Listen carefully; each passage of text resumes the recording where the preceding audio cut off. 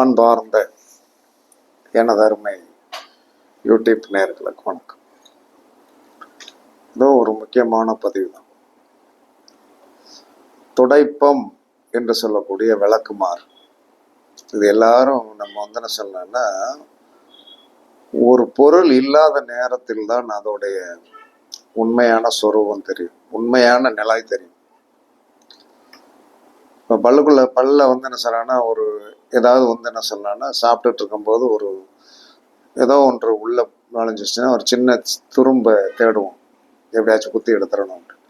அப்போ அதனால தான் என்ன சொன்னாங்க, சிறு துரும்பும் பல் குத்த உதவும். சில முக்கியமான கருத்துக்கள் இருக்கிறது.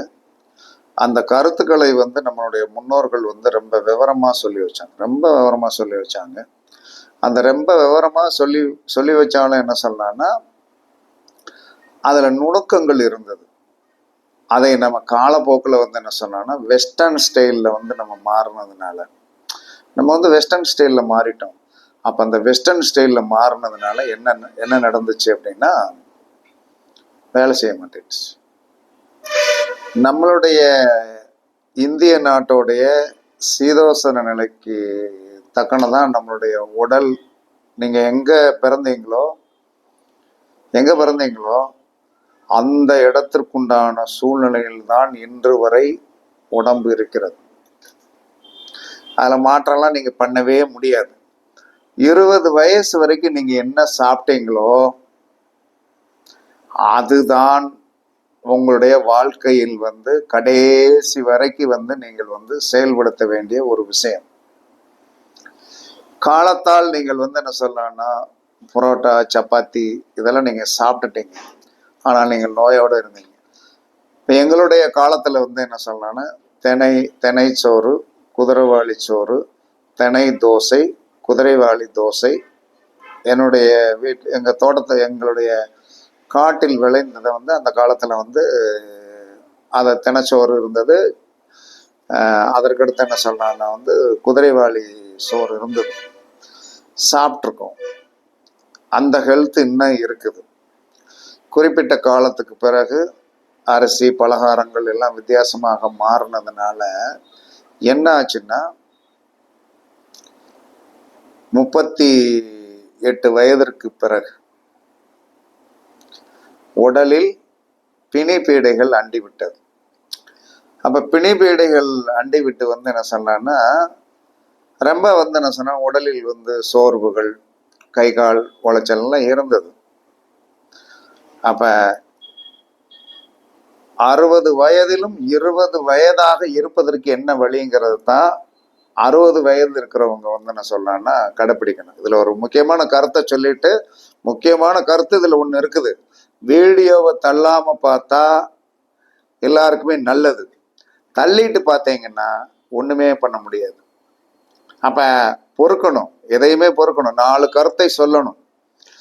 60லும் 20ஆக இருப்பதற்கு என்ன சொன்னேன், நான்லாம் இப்போ என்ன சாப்பிட ஆரம்பிச்சிட்டேன் அப்படின்னா, ஆதி காலத்தில் சாப்பிட்ட தினை தோசை, குதிரைவாளி தோசை, வரகு, சாமை இதெல்லாம் காலையில் சாப்பிட ஆரம்பிச்சாச்சு. அப்போ அன்று 20 வயதில் இருந்த ஒரு உடல் இப்போ இருக்குது. இதை நான் கண்கூடாக எனக்கு நான் தான் என்ன சொல்லலாம்னா வெரி குட், நான் தான் கொடுக்க முடியும். என்னுடைய உடம்புக்கு வைத்தியர் யார் என்று சொன்னால் நான் தான். எனக்கு பக்கத்தில் இருக்கிற ஒரு நாடி பிடிச்சு என்ன சொல்றேன்னா, நீ நல்லா இல்லைன்னு சொன்னா போய் அப்படின்ட்டு போயிடுவேன். என்ன காரணம்னா, நான் ஹெல்த்தா இருக்கிறது எனக்கு நல்லாவே தெரியும். எனக்கு எவ்வளவு பாயிண்ட்டுக்கு மேல என்ன சொன்னா இது இருந்ததுன்னா தலைவலி வரும்னு எனக்கு நல்லா தெரியும். ஏன்னா என்னுடைய உடம்பு அமைக்கப்பட்ட கட்டமைப்பு அது எனக்கு சொந்தமானதுனால. அதனால இனி வரும் காலங்களில் 60 வயதில் இருக்கிறவர்கள் 20 வயது மாதிரி இருக்கணும்னா பழைய நவதானிய உணவுகளுக்கு நீங்கள் உள்ள வாங்க. இப்போ நிறைய சில டிபார்ட்மெண்டல் ஸ்டோரில் எல்லாமே கிடைக்குது. நீங்கள் அந்த இதுக்கு நீங்கள் சாப்பாட்டுக்கு வந்துட்டீங்க அப்படின்னா கண்டிப்பாக நோய் நொடி இல்லாமல் நீங்கள் வாழலாம். இப்போ என்ன சொல்றான்னா, துடைப்பத்தை வைத்து விளக்கமாறை வைத்து இந்த விளக்கமாறு வைக்கிறதுல வந்து சார் நிறைய கிளாரிஃபிகேஷன் இருக்கு. விளக்கமாறு வைக்கிறது நிறைய கிளாரிஃபிகேஷன். சில பேர் என்ன சொன்னா, அந்த விளக்கமாறுடைய தூக்குற பகுதி கீழே வச்சு கைப்பிடி மேல இருக்கணுங்க. சில பேர் என்ன சொல்றான்னா வந்து கைப்பிடி கீழே இருக்கணும், அந்த தூக்குற பகுதி மேல இருக்கணும் அப்படிங்கிறான். இன்னொருத்த என்ன சொல்றான்னா விளக்கமாறு வந்து வீட்டுக்குள்ள வந்தா கண்ணுலயே தெரியக்கூடாது அப்படிங்கிறான். கண்ணிலே தெரியக்கூடாது.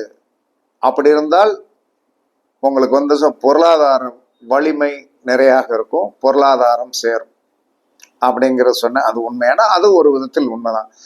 தலைய தூக்குற பகுதி மேல இருக்கணுமா கீழே இருக்கணுமா, கைப்பிடி மேல இருக்கணுமா கீழே இருக்கணுமா அப்படிங்கிறதுல நிறைய பேர் நிறைய கிளாரிஃபிகேஷன் சொல்லிட்டான். எனக்கு தெரிந்த ஒரு துடைப்பத்தை வைக்கின்ற விதத்தால் நாம் வந்து கொஞ்சம் பொருளாதார வலிமை அடைவதற்கு, அங்கே இருக்கின்ற அந்த சங்கடங்கள் தீர்வதற்கு என்னன்னு துடைப்பம் அப்படிங்கிற துடைப்பத்தை வச்சு வந்து பொருளாதாரம் சம்பாதிச்சிடலாமா? அப்போ வந்து துடைப்பத்தை வீட்டில் வச்சுட்டு போட்டுட்டே வந்து என்ன சொல்ல நிறைய பேர் வந்து என்ன சொல்லலாம்னா வந்து நம்ம சம்பாத்தியம் வந்துடும் எதிர்பார்க்கலாமா அப்படின்னு வந்து வியாக்கியானம் பேசுறவங்களுக்கு நான் வந்து என்ன சொன்னா எதுவுமே சொல்ல மாட்டேன். அதை வந்து ஒன்றை பரிசித்து பார்ப்போம், அதற்கு பிறகு என்ன நடக்கிறது என்பதை வந்து நாம் சிந்திக்கணும். அந்த விதத்தில் நீங்கள் தொடப்பத்தை வந்து நட்டுக்க வைக்கவே வேண்டாம். அது தலையை கீழே வைக்கணுமா மேலே வைக்கணுமா அப்படிங்கிற கிளாரிபிகேஷன் வேண்டாம், ஒண்ணுமே வேண்டாம். துடைப்பத்தோடைய கைப்பிடி இருக்கு இல்லையா, தூக்குற பகுதி, ஒன்று அது வடக்க பார்த்து இருக்கணும் அல்லது கிழக்க பார்த்து இருக்கணும்.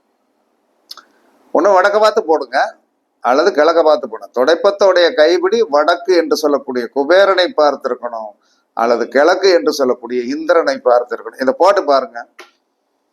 முடிஞ்ச வரைக்கும் என்ன சொன்னா துடைப்பத்தை மறைவாக வைக்க பழகுங்கள்.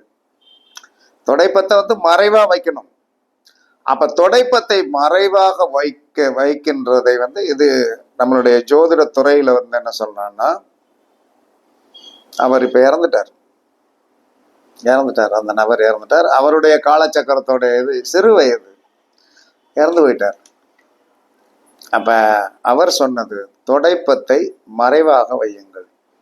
துடைப்பத்தை வந்து என்ன பார்த்தோன்னு அப்படி போடுற அளவுக்கு வந்து என்ன கொஞ்சம் ஒதுக்கி வைங்க.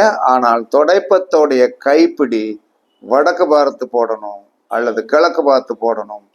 இது கண்டிப்பாக வந்து அந்த வீட்டில் வந்து அந்த துடைப்பத்தால் ஏற்படக்கூடிய தோஷங்கள் வந்து கண்டிப்பாக போகும். அதற்கு அடுத்து கடிகாரம், இது ரொம்ப முக்கியமானது. கடிகாரம் என்பது சாதாரணமான விஷயம் கிடையாது. கடிகாரத்தை நாம் பார்க்கும்போது, உங்க வீட்டு கடிகாரத்தை பார்க்கும்போது ஒன்று வடக்க பார்க்கணும். வடக்க பார்க்கணும்னா என்ன செய்யணும், தெற்க பார்த்து மாட்டியிருக்கணும். அதே சமயத்துல கிழக்க பார்க்கணும், கிழக்க பார்த்து பார்க்கணும் அப்படின்னா வந்து என்ன சொல்லலாம்னா வந்து நீங்க மேற்க மாட்டீங்க.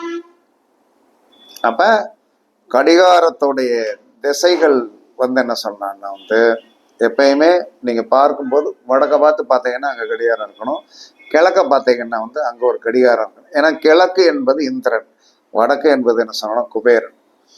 இதை யார் ஒருவர் கடைபிடித்து மாட்டி இருக்கிறீர்களோ, இதுல பலவிதமான குழப்பங்கள் எல்லாம் பண்ணியிருப்பாங்க. இருந்தாலும் நாம் பார்க்கின்ற இடத்தில் கிழக்க பார்த்தீங்கன்னா அங்க கடிகாரம் இருக்கணும். கடிகாரம் இருந்தால் அப்ப இந்திரனை பார்க்கிறோம். வடக்க பார்த்தீங்கன்னா வடக்க இருக்கிற கடிகாரத்தை பார்த்தீங்கன்னா குபேரனை பார்க்கிறோம். இந்த ரெண்டு திசையும் கிழக்கு வடக்கு வந்து என்ன சொல்லனா வாழ்க்கையில் வெளிச்சத்தை கொடுக்கக்கூடிய வெற்றியான ஒரு அமைப்புக்குண்டான ஒரு திசைகள். என்றும் அதுதான். காலையில எந்திரிச்ச உடனே என்ன சொன்னா உங்களுக்குன்னு வந்து ஒரு மெடிடேஷன் தன்மைகளை என்றாவது ஒன்று உருவாக்கிக்கிடுங்க. போயிட்டு 7 மணிக்குள் சூரியனை பார்த்து விடுங்க. 7 மணிக்குள்ள சூரியனை பார்த்து விட்டால் அன்றைய நாள் வந்து என்ன சொன்னா சிறப்பாக இருக்கும். ஏன்னா 7 மணி வரைக்கும் ஒரு டைம், சரியான டைம் இருக்கு. அந்த டயத்தை வந்து நீங்கள் பார்க்கணும். அதனால வந்து என்ன சொன்னா வந்து நீங்கள் கண்டிப்பாக இதை நடைமுறைப்படுத்தினீர்கள் என்று சொன்னால் கண்டிப்பாக வந்து வாழ்க்கையில் வந்து வெற்றி நிறைய கிடைக்கும். அப்ப துடைப்பத்தை வைப்பதற்குன்னு ஒரு நமக்கு ஒரு இயற்கையை ஈர்க்கக்கூடிய சக்தி வந்து நமக்கு தெரிஞ்சிருக்கும். இயற்கையை ஈர்க்கக்கூடிய சக்தி தான். அதே சமயத்துல கடிகாரத்தை பார்ப்பதனால் இயற்கையுடைய சக்தி வந்து நமக்கு வந்து ஒரு நல்ல அருள் என்று சொல்லக்கூடிய ஒரு சக்தி கிடைக்கணும் அப்படிங்கிறது தான் எல்லா மனிதனுடைய விருப்பம். அந்த எல்லா மனிதனுடைய விருப்பமும் வந்து இதுதான்.